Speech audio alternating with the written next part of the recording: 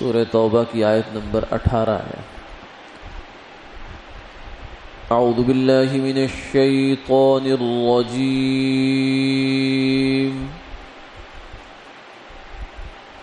بسم اللہ الرحمن الرحیم۔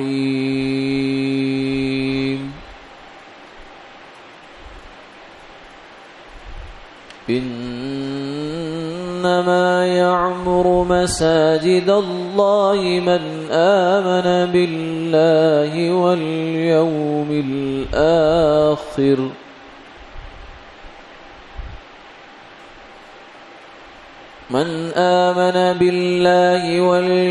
الآخر وأقام الصلاة وآتى الزكاة ولم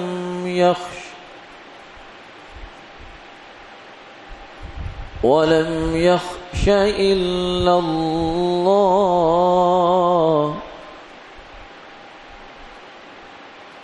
فعسى أولئك أن يكونوا من المهتدين۔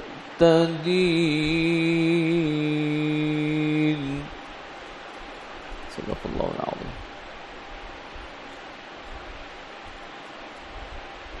وہی آباد کرتا ہے مسجدیں اللہ کی جو ایمان لایا اللہ پر اور آخرت کے دن پر، اور نماز قائم کی اور زکوٰۃ دی، اور اللہ کے سوا کسی سے نہیں ڈرتا۔ تو یہی لوگ امیدوار ہیں کہ وہ ہدایت یافتہ ہوں۔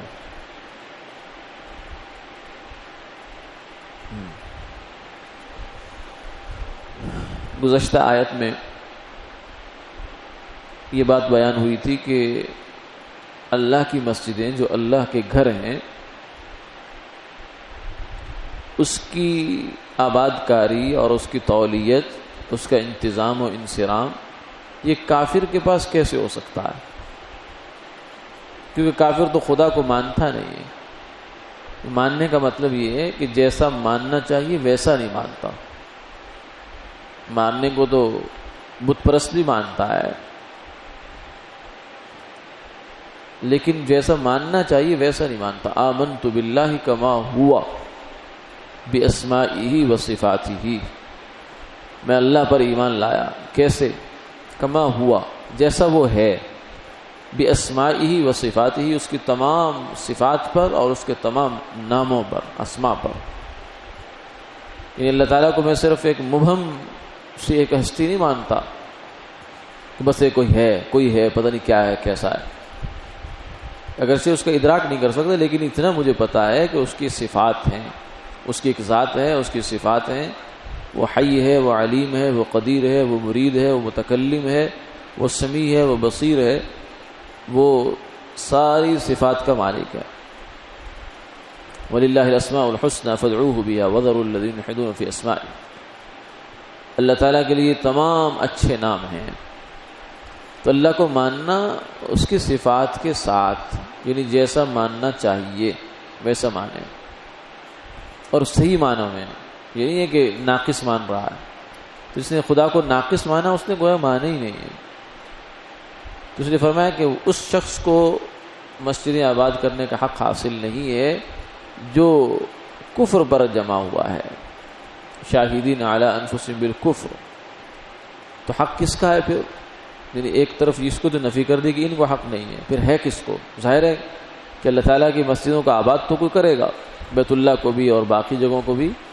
فرشتے تو اللہ تعالیٰ نے جو بنائے تھے وہ پہلے بہت تھے، یہ تو دنیا کا کارخانہ اور یہاں کا نظام تو اس لیے بنایا ہے کہ یہ یہاں کی مخلوق اس کے ساتھ آباد کرے اور اس اللہ تعالیٰ کی عبادت کرے۔ تو اس لیے کسی نے تو یاد اس کو آباد کرنا ہے مساجد کو، تو کون ہوگا؟ آج کی آیت میں اس کا جواب ہے، انما یعمر مساجد اللہ من آمن باللہ والیوم الآخر واقام الصلاة وآتى الزکاة ولم یخش الا اللہ۔ 4-5 صفات بیان فرما دی ان کی، جن لوگوں کے اندر یہ 4-5 صفات ہیں، یہ ہیں لوگ جو اللہ کی مسجدوں کو آباد کرنے کا حق رکھتے ہیں۔ ان میں سے پہلی صفت یہ ہے من آمن باللہ، جو اللہ کو مانتا ہے. مانتا مطلب جیسا ماننا چاہیے ویسا مانتا. اور پھر صرف اللہ پر نہیں ہے بلکہ والیوم الآخر، اور آخرت کے دن پر بھی ایمان رکھتا ہے. کیونکہ اللہ کا ماننا اس کے بغیر ہو نہیں سکتا کہ آپ آخرت نہ مانیں. ایک آدمی اللہ کو صحیح معنوں میں مانتا ہے جیسے ماننا چاہیے اور کہتا ہے میں آخرت کا قائل نہیں، تو یہ کیسے ہو سکتا ہے؟ اس لیے کہ وہ اللہ جو ہے وہ عادل بھی ہے، انصاف والا ہے، اور آزمائش بھی کرتا ہے. تو یہ دنیا تو اس میں بنائی آزمائش کے لیے. یہاں تو ہم دیکھتے ہیں صبح و شام کہ ظالم جو ہے وہ دناتا پھرتا ہے، مظلوم بیچارے کی کہیں سنوائی نہیں ہے، وہ بیچارہ قسم پرسی کے عالم میں ہے. وہ تو اللہ تعالیٰ کا انصاف کہاں ظاہر ہوگا؟ اللہ تعالیٰ نے اپنے انصاف کو ظاہر کرنے کے لیے ایک جگہ بنائی ہے، ایک جہان بنایا ہے جسے آخرت کہا جاتا ہے. وہاں پورا پورا بدلہ دل جائے گا ہر ایک کو. کسی کی ایک ذرے کے برابر بھی نیکی یا برائی ضائع نہیں جائے گی. انی لا اضیع عمل عامل منکم من ذکر او انثى بعضکم من بعض، کہ میں کسی کا ایک ذرہ بھی عمل ضائع نہیں کروں گا. فمن يعمل مثقال ذرة خيرا يرى ومن يعمل مثقال ذرة شرا يرى. خیر ہے تو بھی سامنے آئے گی، شر ہے برائی کی ہے تو بھی سامنے آئے گی. کچھ چھپے گا نہیں. یوم تبلی السرائر، جب راز کھول دیے جائیں گے کچھ بھی مخفی نہیں رہے گا. دنیا میں راز راز رہ گیا، میرا راز میرے اندر، لیکن آخرت میں جا کر یہاں سے بھی سب کچھ نکل آئے گا. یوم تشہد علیہم السنتہم اليوم نختم على افواہہم وتکلمنا ایدیہم وتشہد ارجلہم بما كانوا یکسبون. فرمایا کہ آج ہم ان کے منہ پر مہر لگا دیں گے. اظہار کا ایک طریقہ زبان ہے، زبان جو ہے وہ 2 نمبری کر جاتی ہے، دل میں کچھ ہوتا ہے زبان پہ کچھ ہوتا ہے. لیکن فرمایا آج ہم دوسری چیزوں کو بلائیں گے. وتکلمنا ایدیہم، ہمارے ان کے ہاتھ ہم سے بات کریں گے، ہاتھ گواہی دے گا. وارجلہم، پاؤں گواہی دے گا. بما كانوا یکسبون، جو کچھ کیا کرتے تھے. وقالوا لجلودہم لما شہدتم علینا، وہ کہیں گے اپنے چمڑوں کو، اپنی باڈی کو، اپنے جسم کو، لما شہدتم علینا، تم ہمارے خلاف گواہ دینے لگ گئے. قالوا انطقنا اللہ الذی انطق کل شیء، وہ کہیں گے کہ دیکھو ہم تمہارے تھوڑی تھے، یہ تو تیرا وہم تھا، یہ تیرا زعم تھا کہ میں تیرا ہوں، ہم تو تیرے خلاف تھے. جیسے کوئی حکومتی کارندہ ہو، وہ کسی بدماشوں کے گروہ میں شامل ہو جائے، بدماش بن کر، وہ اس کو اپنا یار سمجھ رہے ہیں، رازدار سمجھ رہے ہیں، سارا کچھ اس کو بتا دیں گے، اور بعد میں جا کے بھگتے گا ان کے خلاف. وہ کہیں گے، وہ پھر حیران ہو جائیں گے. تو بس ایسی قسم کی انسان کی صورتحال ہوگی قیامت والے دن. کہے گا لما شہدتم علینا، تمہیں کیا ہو گیا، کیوں گواہی دے رہے ہو ہمارے خلاف؟ قالوا انطقنا اللہ الذی انطق کل شیء، وہ کہیں گے یہ تو تمہارا دھوکہ تھا کہ تم نے ہمیں اپنا سمجھا تھا. ہاتھ کہے گا تو نے مجھے اپنا سمجھا، تیرا دھوکہ تھا، تیرا مسئلہ تھا. پاؤں کہے گا تو نے مجھے اپنا سمجھا تھا، یہ تو تیرا مسئلہ تھا، تیرا دھوکہ تھا. اس لیے ہمارے پاس تو اپنا ناخن تک نہیں ہے. جسم سارا اللہ کی امانت ہے، اس کو خیر میں لگائیں گے تو جسم بھی خوش ہوتا ہے، ورنہ جسم بھی لعنت کرتا ہے انسان پہ کہ تو نے مجھے مصیبت میں ڈال دیا، مجھے پھنسوا دیا، میرے لیے جہنم کا فیصلہ کروا دیا، مجھے عذاب کے اندر لے آیا، تو تیرا ستیہ ناش ہو. تو اس لیے انسان اصل میں یوں سمجھے کہ جسم نہیں ہے. اسی سے پتہ چل رہا اگر جسم ہے تو گواہی کون کس کے خلاف دے رہا ہے؟ جسم نہیں ہے. جسم تو اس کا ایک معاون ہے، سپورٹ کرنے والا ہے. اصل انسان تو روح ہے اس کی، جو ہم ہیں، جو ہماری پہچان ہے. جسم تو بچپن میں چھوٹا ہے، لڑکپن میں بڑھ جاتا ہے، جوانی میں اور بڑا ہو جاتا ہے، اور مرنے کے بعد جسم مٹی ہو جاتا ہے.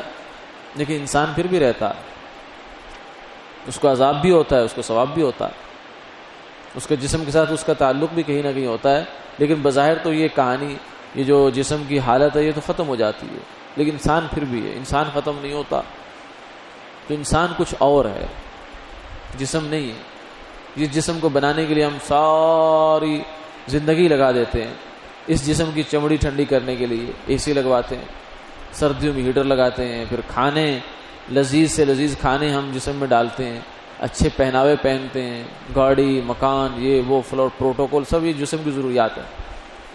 تو وہ گویا کہ ہماری چیز تھی نہیں، ہم نے اس پر لگا دیا سارا کچھ، جو اپنی چیز تھی اس پر کچھ لگایا ہی نہیں. تو یہ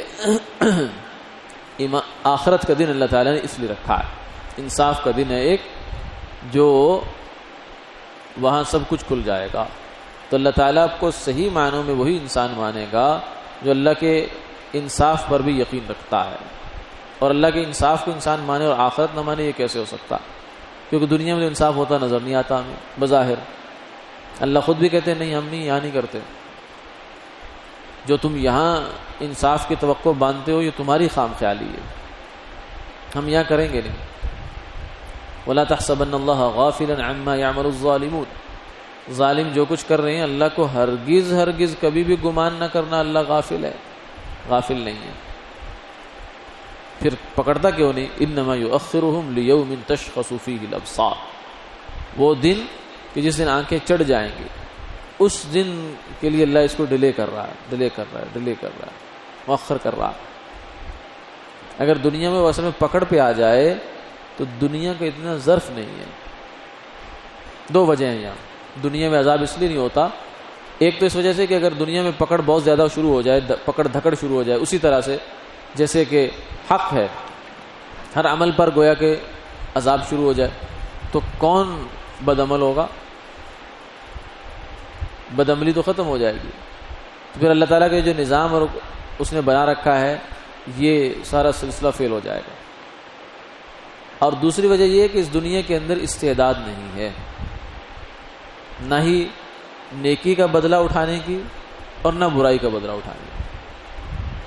یعنی ایک نیکی اس کی حقیقت اتنی بڑی ہے ایک نیکی کی، راستے سے کانٹا ہٹا دیا ایک نیکی مل گئی، قرآن پاک کا ایک حرف پڑھ لیا ایک نیکی مل گئی آپ کو. اب یہ نیکی ہے کیا؟ اس نیکی کی حقیقت اتنی بڑی ہے کہ یہ پوری دنیا کے اندر سما نہیں سکتی ہے، یہ ظرف چھوٹا ہے. اس لیے کہ آپ کی ایک نیکی پر آپ کو جنت میں ایک درجہ بلند ہو جائے گا، اور جنت کی قیمت اتنی زیادہ ہے کہ ایک کوڑا پھینکنے کی جگہ 1-2 فٹ بن جائے گی زیادہ سے زیادہ، اتنی جگہ بھی جنت کی دنیا و مافیہ سے بہتر ہے. تو اس کی قیمت یہاں آئی کیسے سکتی ہے؟ اس دنیا میں نہ جزا کا محل ہے نہ سزا کا محل ہے، اور جو عذاب ہے اللہ تعالیٰ کا وہ بھی اس دنیا میں نہیں آ سکتا. جو بے نمازی کو سانپ ڈستا ہے قبر میں، فرمایا کہ اگر وہ باہر پھونک مار دے، باہر سے مراد اس جہان میں، وہ دوسرے جہان میں ڈس رہا ہے، عالم برزخ ہے وہ اس جہان میں نہیں ہو رہا، کسی اور جہان میں کہانی ہو رہی ہے. اگر وہ نکل کر باہر اس جہان میں آ کر مار دے تو روئے زمین کا سبزہ ختم ہو جائے. ایک بے نمازی کو جو سانپ اس پر مسلط ہے وہ اتنا زہریلا ہے صرف نماز چھوڑنے پر، جو اس کو ڈس رہا ہے. اور صرف کتنا ڈستا ہے؟ اگر ظہر چھوڑیے تو عصر تک ڈستا رہتا ہے، عصر چھوڑیے تو مغرب تک، مغرب چھوڑیے تو عشاء تک، عشاء چھوڑیے تو فجر تک، اور فجر چھوڑیے تو ظہر تک. تو کتنی دفعہ ڈستا ہے؟ اس کی ایک پھونکار زمین کا سبزہ جلا ڈالے. تو اس کو جو ڈس رہا ہے عذاب اس کو ہو رہا ہے، ایک 24 گھنٹے کا عذاب پتہ نہیں کتنی پھونکاریں مارتا ہے اس پر وہ. تو اس لیے نہ دنیا میں سزا ہو سکتی نہ جزا ہو سکتی. یہاں پھر ہوتا کیا ہے؟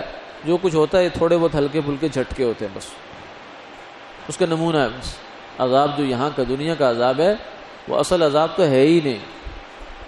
وَلَعَذَابُ الْآخِرَةِ أَكْبَرُ وَلَنُذِيقَنَّهُم مِّنَ الْعَذَابِ الْأَدْنَىٰ دُونَ الْعَذَابِ الْأَكْبَرِ لَعَلَّهُمْ يَرْجِعُونَ.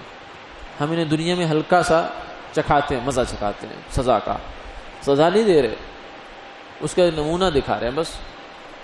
لعلہم یرجعون، تاکہ یہ لوٹ کر واپس آ جائیں، سمجھ آ جائے، بندے کے بچے بن جائیں۔ اور فرعون کے بارے میں کہا النار یعرضون علیہا غدوا وعشیا ویوم تقوم الساعة ادخلوا آل فرعون اشد العذاب، کہ ابھی بھی فرعونیوں کو عذاب ہو رہا ہے، آگ پر پیش کیے جاتے ہیں صبح و شام، آگ پر ان کو ایسے لگایا جاتا ہے جیسے کباب کو، سیخ کباب کے اوپر، کوئلے کے اوپر رکھتے ہیں۔ یعرضون علیہ غدوا وعشیا، صبح و شام ان کی سکائی ہوتی ہے۔ اور ویوم تقوم الساعة، جس دن قیامت قائم ہوگی، ادخلوا آل فرعون اشد العذاب، پھر کہا جائے گا کہ فرعونیوں کو سخت ترین عذاب میں ڈال دو جاؤ۔ تو اس لیے دنیا میں عذاب بھی نہیں ہے، ثواب بھی نہیں ہے، لہذا پھر ہے کہاں؟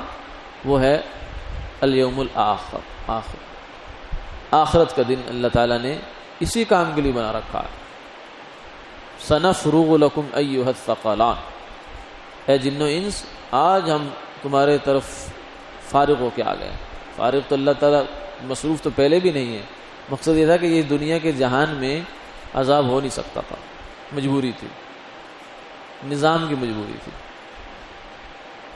اور وہ ایک دن اللہ نے رکھا تو فرمایا آج فارغ ہو گیا، آ جاؤ پھر، آج جس نے جو کیا ہے آ جائے، اس کا آج حساب ہے۔ اور اس نے دن، وہ ابھی تو پہلا دن ہے 1000 سال کا، صرف قیامت کا دن ہے، جس میں صرف حساب ہونا ہے، آگے عذاب جو ہے وہ تو پھر آگے جا کے ہوگا، وہ تو ابد الآباد کا ہے۔ تو دنیا میں کیسے ہو سکتا ہے کہ یہ کچھ آئے؟ لہذا دنیا میں جو کچھ ہو رہا ہے ویسے ہی ہوتا رہے گا۔ بہت سے لوگوں کو اشکال ہوتا ہے اتنا ظلم ہو رہا ہے دنیا میں، اللہ تعالیٰ روکتا کیوں نہیں ہے؟ ٹھیک ہے، تو یہ اشکال بالکل صحیح پوری صورتحال کو نہ سمجھنے کا نتیجہ ہے۔ تو اللہ نے ایک دن رکھا ہے والیوم الآخر، وہ یہ سارا سلسلہ بیکار نہیں ہے۔ دوسری صفت کیا ہے ان لوگوں کی جو مسجدوں کا آباد کرتے ہیں؟ اقام الصلاۃ، نماز قائم کرتے ہیں۔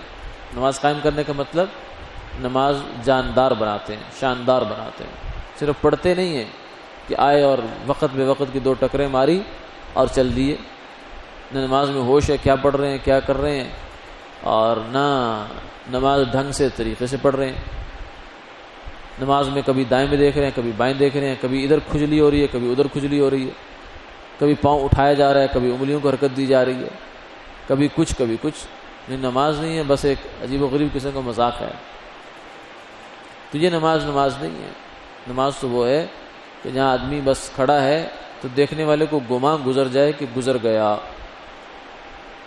سیدہ عائشہ فرماتی ہیں کہ حضور صلی اللہ علیہ وسلم جب شب برات کی رات میں تشریف لائے اور آپ نے لمبی نماز پڑھی، سجدہ کیا، رکوع کیا، تو مجھے اندیشہ ہوا کہ حضور گزر گئے۔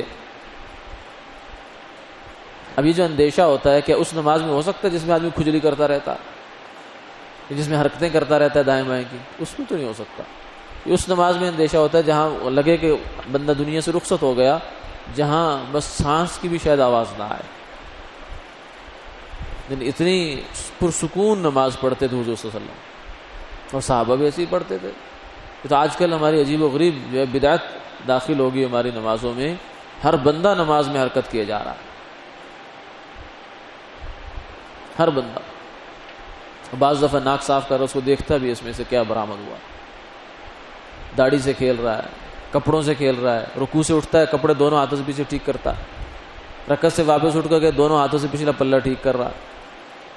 پلہ تو ساتھ ہی رہے گا، جائے گا نہیں کہیں انشاءاللہ۔ تو یہ نماز مزیدار نماز نہیں ہے، نہ یہ نماز انسان کی زندگی پر کوئی اثر ڈالے گی۔ تو نماز کا ظاہر بھی بنائے اور نماز کا باطن بھی، خشوع خضوع کے ساتھ، توجہ اللہ بھی اس نماز کے اندر ہو، وہ ہے اقامت صلاۃ۔ اور وآت الزکوٰۃ، اور پھر زکوٰۃ ادا کی، ولم یخش الا اللہ، اور سوائے اللہ کے کسی سے نہیں ڈرتا وہ آدمی۔ یعنی جو آدمی اللہ تعالیٰ پر کوئی صحیح جان جاتا ہے کہ اللہ یہ ہے، یہ ہے، یہ ہیں، تو وہ مخلوق سے کیسے ڈرے گا؟ اس نے فرمایا نا کہ ایمان اس وقت تک کامل نہیں ہو سکتا جب تک انسان کی نظر میں مخلوق ایسے نہ ہو جائے جیسے اونٹ کی مینگنی، نہ اس کا شوق نہ اس کا خوف۔ اس آدمی کا ایمان کامل ہے، یعنی اس نے اللہ کو صحیح معنوں میں مان لیا۔ اور جو مخلوق کو کچھ سمجھے ہوئے ہے، اس کا مطلب اللہ کو نہیں سمجھے ہوئے پوری طرح۔ وما قدر اللہ حق قدری، انہوں نے اللہ کی قدر ہی نہیں پہچانی، اللہ ہے کیا۔ تو یہ لازمی صفت ہے، یعنی آدمی اللہ کو صحیح معنوں میں مانے تو پھر یہ طے شدہ بات ہے کہ وہ اللہ سے ڈرے گا، اللہ کے غیر سے ڈرے گا نہیں۔ فعسى اولئک ان یکونوا من المہتدین، فرمایا کہ یہی لوگ ہیں کہ جو ہدایت یافتہ ہیں، امید ہے ان کو اللہ کے ہاں سے جنت کے راستہ مل جائے گا۔ ایمان بھی لے آئے، نماز بھی پڑھی، زکوٰۃ بھی دی، اور اللہ ہی کا خوف دل میں ہے، توکل بھی پہنچ گئے، حاصل ہو گیا ان کو۔ تو یہ لوگ امید ہے کہ ہدایت یافتہ ہیں، اور جب ہدایت یافتہ ہیں تو یہی لوگ اس بات کے اہل ہیں کہ مسجدوں کو بھی یہی سنبھالیں۔ یہ بھی ہو سکتا ہے کہ مسجد کی آبادی اور یہ صفات گویا لازم و ملزوم ہے، کہ جو بندہ مسجد کو آباد کرتا ہے اللہ تعالیٰ اس کو یہ صفات دے بھی دیتے ہیں، ایمان میں بھی اضافہ ہو جاتا ہے، نماز بھی اس کی بننے لگتی ہے، اور زکوٰۃ کی بھی فکر پیدا ہو جاتی ہے اس کو، اگر حج اس کے ذمہ فرض ہے تو اس کا بھی خیال پیدا ہونا شروع ہو جاتا ہے، اور پھر ایمان میں اضافہ ہوتا ہے تو اس کو اچھی صفات، توکل والی، زہد والی، قناعت والی، یہ سب چیزیں اس کو حاصل ہونا شروع ہو جاتی ہیں۔ الشیطان یعدکم الفقر، اس سے پھر وہ ڈرتا نہیں ہے، شیطان اس کو ڈراتا ہے، مر جائے گا، بھوکا مر جائے گا، رشوت لے لے، سارے لے رہے تو کیوں نہیں لیتا، ملاوٹ کر لے، سارے کر رہے تو کیوں نہیں کر رہے، تو زیادہ عجیب بنا پھرتا ہے، بھوکا مرے گا، سارے آگے نکل جائیں گے، تیرے دیکھ نکل گئے، فلاں نے بنگلہ بنا لیا، فلاں نے گاڑی لے لی، تیرے ساتھ ہی ملازمت میں آیا تھا، اور تو کیا کر رہا ہے۔ الشیطان یعدکم الفقر، شیطان فقر سے ڈراتا ہے۔ تو یہ ڈر آتا ہے، چاہے فقر کا ڈر ہو، ہے تو غیر اللہ کا ڈر، تو یہ جو اللہ کو جاننے والا ہے وہ غیر اللہ سے نہیں ڈرتا، وہ نہ فقر سے ڈرتا ہے، نہ وہ کسی عزت بیزتی سے ڈرتا ہے، اس کے سامنے صرف ایک ذات ہوتی ہے کہ بس مجھے اس کا حکم مان کے چلنا ہے، اگر یہ راضی ہے تو سب ٹھیک ہے، اگر یہ راضی نہیں تو سب کچھ لے کر بھی میرے پاس کچھ نہیں۔ ان وجدتنی وجدت کل شیء وان فقدتنی فقدت کل شیء، اے ابن آدم، اگر تو نے مجھے پا لیا، میں تیرے ساتھ ہو گیا تو سب کچھ تیرے ساتھ ہے، اور اگر تو نے مجھے کھو دیا تو پھر تو نے سب کچھ کھو دیا، سب کچھ پا کے بھی کھو دیا، تیرے پاس کچھ نہیں ہے۔ تو یہ صفت جس انسان کے اندر آ جائے وہی کامل ایمان والا بن جاتا ہے۔ اللہ تعالی ہمیں بھی یہ صفات نصیب فرمائے۔ وآخر دعوانا الحمدللہ رب العالمین۔